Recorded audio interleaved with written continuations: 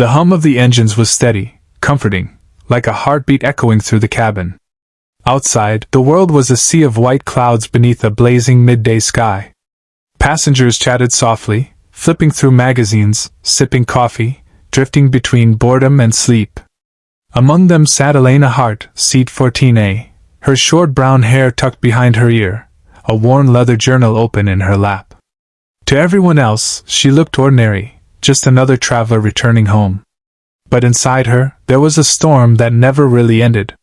2 years earlier, she had walked away from the Air Force after a mission went horribly wrong. She had promised herself she would never fly again, never feel the weight of lives depending on her hands. Yet, even now, at 30,000 feet, she couldn't escape the sky. As she gazed out the window, sunlight flared off the wing, and for a moment she saw flashes of the past, the burning horizon, the radio static, her co-pilot's final words.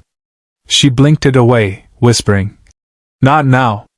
She thought this flight would be her peace, one quiet trip above the noise of her thoughts.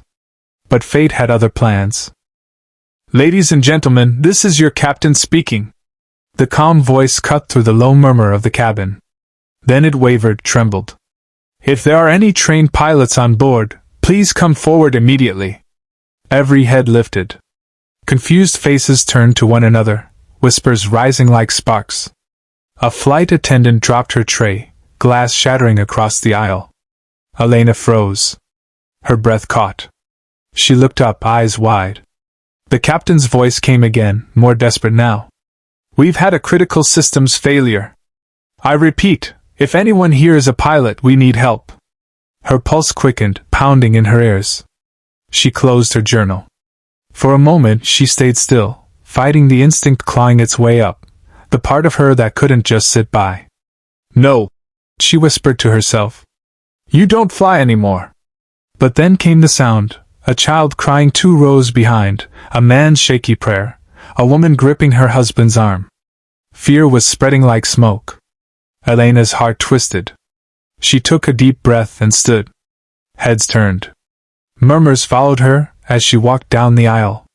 "Is she? She's going to the cockpit." Before disappearing behind the cockpit door, she hesitated, just for a second, and whispered, "Subscribe if you believe in second chances." The moment Elena stepped inside, she understood the gravity of it. The captain's face was pale, his hands trembling on the controls. Warning lights flashed red across the panel like an orchestra of panic. His co-pilot lay slumped over, unconscious, oxygen mask dangling loosely. "Hydraulics are failing," the captain gasped. "Autopilot's out. We've lost altitude control." Elena's instincts took over, muscle memory guiding her even as fears surged in her chest. "I'm a former USAF pilot," she said quickly. "Let me help." The captain hesitated, but when the plane lurched violently, he nodded. "Take the right seat." She slid in, adjusting her headset.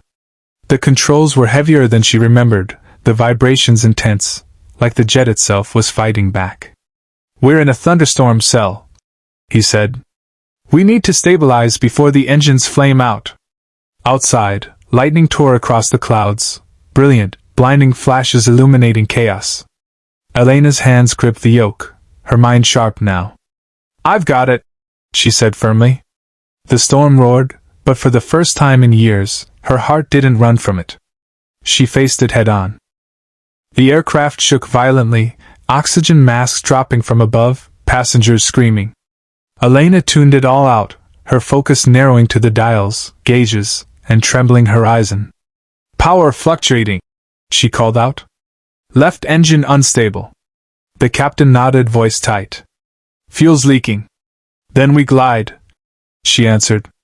Her words were steel, her eyes fire.